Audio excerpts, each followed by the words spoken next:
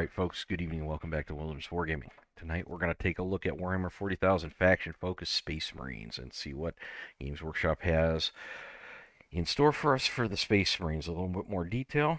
We're going to go through this. I have it on good authority that they are going to do one for every faction, so we're going to start out with these guys. Okay, and they shall know no fear. Space Marines are the undisputed poster boys of Warhammer 40,000. Yeah, Ultramarines, I think you probably should have put in there. They're the mightiest warriors humanity can offer, well, except for the Custodes, further augmented by ancient gene science to forge perfect soldiers clad in formidable armor. The result is Space Marine chapters, each an elite cadre, the toughest, fastest, most ruthless warriors the galaxy has ever seen. Okay. So in the first of our ongoing series of 100% definitely bias-free faction spotlights, we're going to go find out why the Adept Astartes are simply the best. Here we are. Yep, way more Ultramarines than everyone else, but at least they are sharing the spotlight with somebody else. Nice battle scene though. Looks pretty good. Okay. Space Marines have always been the toughest warriors around, and they once again live the legend on the tabletop. Many units such as Terminators, Centurions, and those working Mark 10 Gravis now have higher toughness, while the game-wide reduction in armor penetration make power armor feel as tough as it should be. That's good. I do want Space Marines to feel tough. I don't want the 3-up save to feel like a triviality because everything's on AP -2, AP -3, and you're just failing saves left and right. Not cool. That's good. Especially the toughness. One thing that I didn't like was that your Terminators were toughness 4, but then they had the 2-up save and the invuln, whereas Gravis armor was toughness 5, but it was a 3-up save with no invuln, and it was just like, why are these things different? It was okay. Rerolls to hit wound are much rarer now. Space Marines have more access to their elite status, chiefly through the Oath of the Moment faction ability, whereas few with their terrifying efficient angels of death. Okay, I hope that is true. That's a big contributor to the delete key effect that I do not like at all. Faction rules. Space Marines are organized into self-contained chapters, which will be highly self-sufficient in the field. Standard doctrine of the Codex Astartes emphasizes flexibility, as exemplified with the Gladius Task Force tab in this battle. Tested formations available to every Space Marine chapter, whether they're slavish adherents to the Codex Astartes or slightly more eccentric. Detachment rule for Gladius Task Force's combat doctrines, which played with the choice of 3 powerful disciplines to focus the sort of command phase. These can really turn the time at a critical moment. Okay, so Devastator gives you shoot in advance, tactical, shoot and declare a charge in the turn when it fell back, and charge when you advance. Okay, so that's very simple, easy to remember. You got advance and then do X for both shooting and melee. So that makes it a lot easier to get into position and deliver. Assault Doctrine, this could give some units like really long threat ranges. Advance, it's like if you're talking about something that has a 12 inch, like bikes or say Vanguard veterans, you get that big old long move plus a d6 for the advance and then the 12-inch threat range for the charge, theoretically. Even if you average it out, you're still talking well over a 20-inch threat range. You can only use each one once per battle, so 2 rounds out of the battle minimum, you're not going to be using these. Right now, I'm going to guess that you're going to be better off to use them earlier rather than later because you're going to have more units to use them with. Each of these combat doctrines only works once per battle, so choose one. Okay, we talked about that. Unleash a hellacious strike at the right critical moment. Such decapitating strikes are a Space Marine especially. They're so good at it, your opponent. It's time to get. Yeah, this assault one will be great for assault terminators. There'll be a lot less plotting up the board. Even there, you're looking at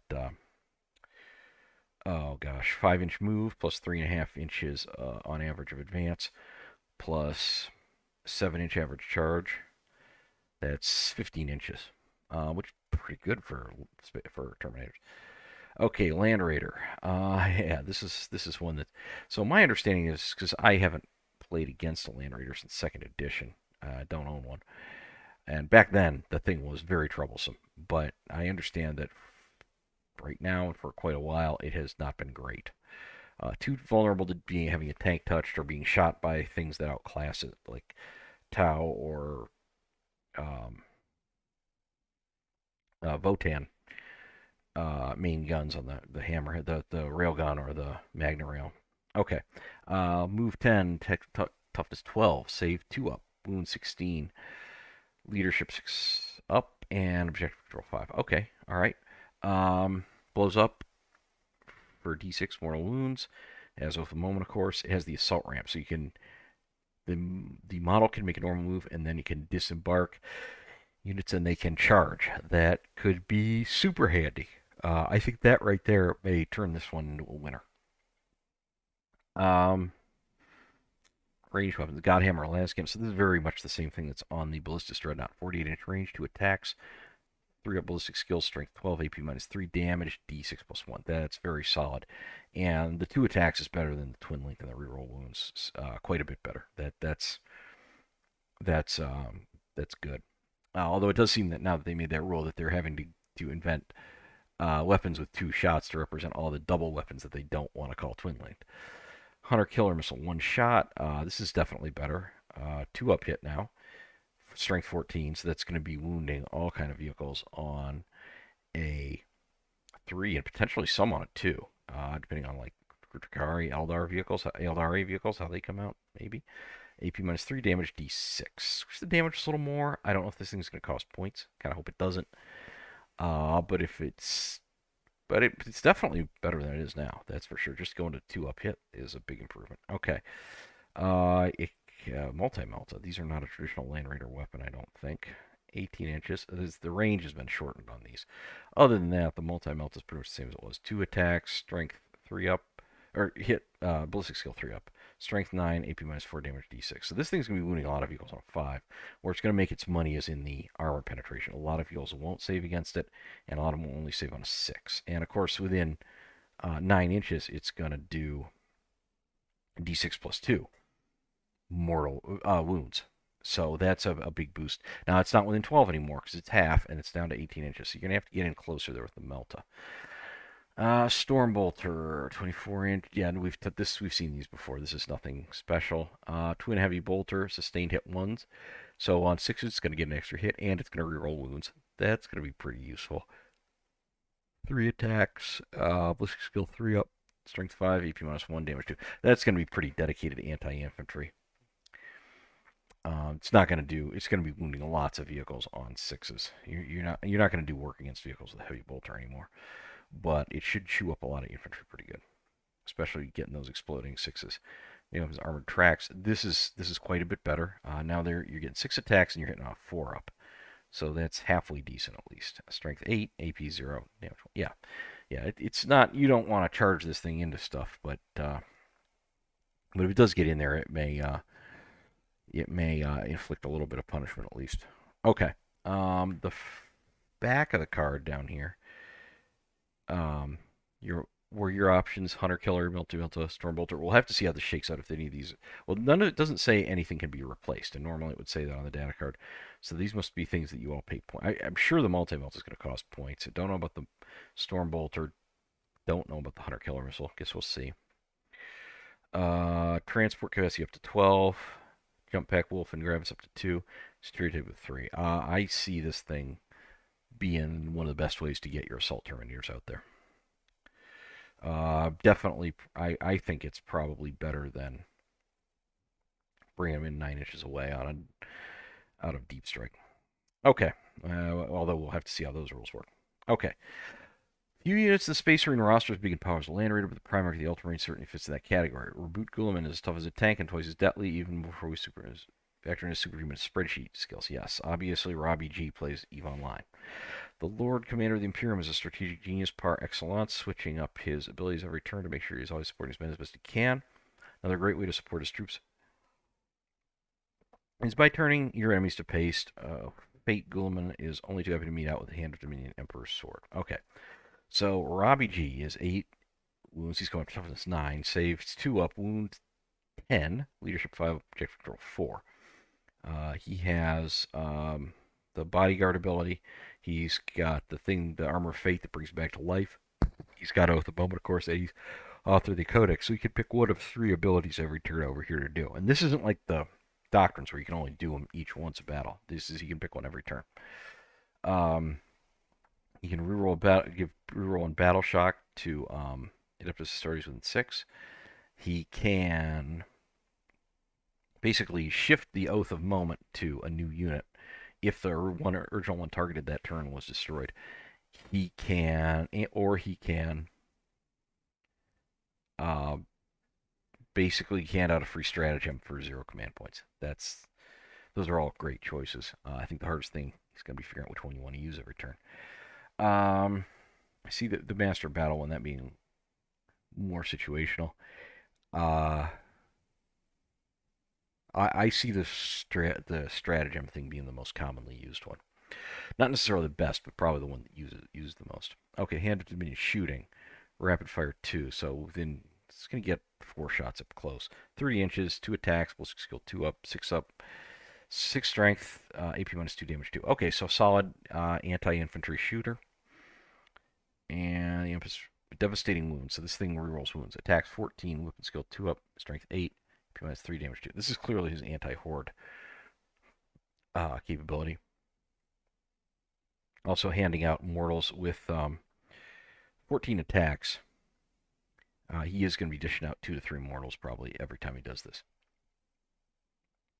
Handed to minion lethal hit. So this thing gets exploding 6s. Attacks 7. Weapon skill 2 up. Strength 14. AP minus 4, damage 4. So this is clearly his anti-monster, anti-vehicle option in melee, and that is also very, very solid. He's going to be, I think, quite effective. I mean, we'll have to see how everything else stacks out, but this is already looking like he's a very solid package. Let's move on. Weapon Spotlight. The Adeptus Astartes are well known for their ability to face any foe that 41st Millennium can throw at them. Twisted Brother against Chaos Marines, alien battle suits, to Muscle Fanged Hooligan, orcs. There's a Codex approved weapon solution for just about any foe imaginable. Well, no kidding, because there are about 3 different kinds of Marine or Marine model for every role imaginable. Okay, so they better have a weapon for everything. When the tides of Ravenous Tyrants form the Horizon Redemptor to spin up the heavy onslaught cannon, so eye-watering 12 shots at strength 6, storm of bullets that will perforate low toughness targets in droves, and can even run through heavy armor via the devastating wounds ability, causing it to deal mortal wounds on a critical wound roll. Okay, so you got mortals for some backup anti-vehicle. Now, range 24 inches, attacks 12, ballistic skill 3 up, strength 6, AP 0, damage minus 1. Now, I wouldn't be asking for a whole lot of the mortal wounds, because you have to roll a 6 on the wound roll to get them, and I mean, you're only going to get, on average, 8 wound rolls per turn, so 1 to 2 mortals per turn is probably what you get. So this thing might plink down a very badly wounded vehicle, but it is going to do really good at hosing down things like Termagants or Orc Boys or heck, probably any kind of Eldari troops, because it's going to get solid. Even without AP, you're going to get enough wounds through that you're going to put some punishment out with this thing. But basically, it seems like it's consistent with everything else we've seen as far as rules. And let's see. With vehicle toughness going way up in the new edition, certain anti-tank weapons become more specialized against improved armor, while others seem to boost in strength. Lydic has the Heavy Laser Destroyer atop the Repulsor Executioner. Yes, His Imperial Majesty's weapons farm. There's like 14 weapons on the thing. Those things crack me up. They're kind of insane. Okay, perfect expression of the Space Marines' martial might. Or for extra fun at one point, when a Termagant disappear like magic. Yeah, I guess every so often you got to do something like that. All right, this thing, range 72 inches. So this is longer than most tables. But for really big games, it could be pertinent. Okay, attacks 2. Now that's important. Double shots. So if you're shooting things like, say, Viper jet bikes, you do have an outside chance to pop 2 of them. Then that could be a real threat. And you're effective with 2 shots. You can potentially pop 2 vehicles. I mean, you could pop. Yeah, lucky you could pop 2 rhinos if you really lucked out. Not likely, of course, but you could do it. Strength 16. So that's an interesting strength point for that, because the vehicles we've seen so far for the Space Marines, and probably for other similar relatively tough factions, all the vehicles have had a toughness from 9 to 12. That means this thing is going to be wounding a lot of the actual vehicle targets on a 3-up. So you're going to have 3-up to hit and 3-up to wound with 2 shots. So you got a pretty solid chance of getting 1 hit per turn, but not guaranteed, obviously. Never is in a dice game, but but a very unsolid chance of getting 2 hits, or getting 2 hits through both the hit and the wound stage. Now, against vehicles. Now, if you're shooting weaker targets against something like maybe Drukhari or Craftworld's vehicles that are not as high of a toughness, if there's stuff in the lower toughness ranges, the targets you actually. Okay, so if you're shooting at vehicles from the factions that aren't as high of a toughness, though, you're going to be wounding on a 2-up, or there's a reasonably good chance of that. I think we're probably going to see things like Drukhari Raiders more in the toughness 7, toughness 8 range. Probably similar for like the Viper jet bikes. I don't see bikes going up in toughness the way vehicles did. I could be wrong, but that's just what I'm guessing right now. And this is heavy, so if the vehicle doesn't move, you're at +1 to hit. So now you're hitting on a 2, and if the toughness, so you could be hitting and wounding on 2s, and then you've got a real solid chance of just blasting things away one after the other. So this is going to be pretty devastating. Also, if you're shooting at the Oath of Moment target, you're rerolling everything, and that's going to significantly improve the power of this weapon. So if you can combine something like this with your Oath of Moment, you are going to lay down the law with this thing. And of course, the Repulsor Executioner has its traditional heavy onslaught Gatling Cannon Coax and the heavy stubber up here, and I think there's other ones, and Icarus missile launchers, and a partridge in a pear tree, because that tank, and of course it probably still has its transport capacity, because why not? Okay. Stratagem Spotlight. There's now a smaller, more focused slate of unique stratagems for each faction.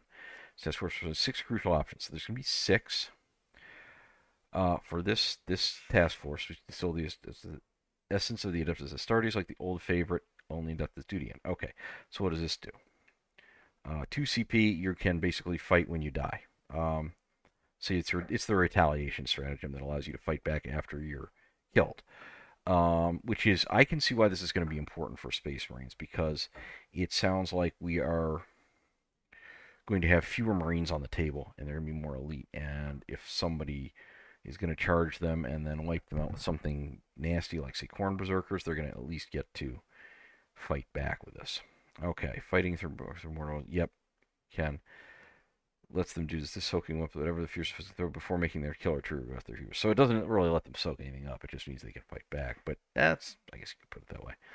Okay, Space Marines elite and able to adapt to defeat any foe. Explains Robin from the Warhammer Design Studio. It was this adaptability that led to the Oath of Moment ability, combining a targeted tactical choice with a devastating punch. This blend of tactics and firepower is further backed up by the Gladius Task Force Detachment, which grants the Adeptus Astartes unparalleled flexibility on the battlefield. Okay, fair enough. So, with such a broad range of units, characters, vehicles, all which bring a different role or utility to the Angels of Death, we are excited to see what kinds of armies Space Marine players bring to the new edition. Okay. That this is kind of good. I think it's probably better if the Space Marines are fewer in number but more elite. That's kind of what their purpose is. Only problem I see is there are so many kinds of Space Marine. There's so many models. There are some models like you're just not gonna get. Like now, I might get a Land Raider, but for the assault ramp, but I kind of don't want to. I'm not. Well, that one. It's not a high priority. But the point is that there are so many different kinds of Space Marine. You got the Land Raider, you've got the Repulsor, you got the Repulsor Executioner. They're all transports that have a ton of firepower. You've got God, how many different kinds of Land Speeder? You've got how many different kinds of Dreadnought? You've got the new in whatever the new Flame guys are called. That I suddenly forgot what they're called. The ones that are in the new box set, as well as aggressors that are flame units. You got it all, and you could even do the same thing with Sternguard veterans if you wanted to. It is nuts. So I'm a little worried that this is going to create an even more of a shelf queen or shelf king role for a lot of models. But I think the army is better to stay with what it's really supposed to be than departing from it, giving too many models that are too easily taken off the table. Black Library. Where do you want to learn more? Okay, so for Forthcoming Companion, Leviathan, the Forthcoming of Lieutenant Castellan, the Ultramarines' first company as the Tyrants mount their deadliest attack in the galaxy yet. Okay, this is the root of my annoyance of the Ultramarines. This attack is in the Galactic West. Why is the Ultramarines' first company way over there fighting them? Why is it them? I don't have a map handy of the whole galaxy. Actually, I do. Let me get my rulebooks right here. And let's figure out real quick, if we look at the map. Pulled out this handy-dandy map. Salamanders are not that far off. They're much closer than McCrage. About maybe a third of the distance at most. The Imperial Fists, of course, are on Terra. And I don't see any others immediately in that area, but you've also got 900 and however many successor chapters. Plus Black Templars, which are supposed to be all over the place with crusading and allegedly are almost as large as a legion. So I don't see why it needs to be the Ultramarines other than just it has to be because it's always Ultramarines. Vast collection of additional novels and short stories about the Space Marines in the halls of Black Library. The most recent Trials and Tribulations that matter in the Dawn of Fire series. This is for Boot Guilliman's efforts to save the Imperium. Its powerful allies, Captain Messinius, Indominus Crusade. We got the hub page there. I'm sure the Tyranids are going to be next, if they aren't already, and I just missed it. I didn't glance. I glanced very quickly at the front page when I was coming here tonight to do this, because I already knew it was up. Oh yes, 2 final points. Several other famously less conventional chapters, including the Lights of the Space Wolves, Blood Angels, and the Dark Angels, will get their own unique detachment rules. You'll be able to choose which ones you want to use as you compose your army. And then, okay, so you're going to get special for the Space Wolves, Blood Angels, and Dark Angels. I really hope Salamanders get something that's going to be Flame and Melt oriented, or at least that there are more detachments. Maybe that there is one standardized one that anyone can use that is clearly the one for the Salamanders. I really hope. Please, Games Workshop, Salamanders. Okay. And 11 course items accessible all factions. That last point, that's important. Now we know. 6 for the task force and 11 here means you're going to have 17 available during the game. That's an improvement. I think there were probably about twice that many in the typical codex. As it stands, plus the ones in the main book, so that's definitely cutting things down by, I'd say, more than 50%. Maybe not quite as far as I'd like. I would have liked to seen it more like 12 to 15, but it's 2 or 3 extra, who cares? Not a big deal. It's much more manageable, that's for sure. Okay, so that's all for now. I will be covering each and every army in 10th edition as they faction focuses come out, and once we have the rules on hand, I am going to go through and do a faction focus for each and every faction in the game. Upcoming, once again, if you didn't see my other video, I am going to be out of town this weekend. For an extended weekend, I have drill, and I have to make up some time, so that's got to get done. And I am going to have some videos queued up to come out, but there may be a day or two that is a gap day. Also, I am still working on getting Sisters Part 4 together and getting the next vacation video together. They're coming slower than I would like because real life. So anyhow, thanks for watching. Please like, subscribe, and comment down below. Please leave a pound Valkyrie for our dog, who would love it. And I would love if she would not start barking like a crazy person in the middle of filming these, so I have to edit large sections out. And click the notifications bell for more great content from Wilderness Wargaming, and I will see you guys all back here again very soon.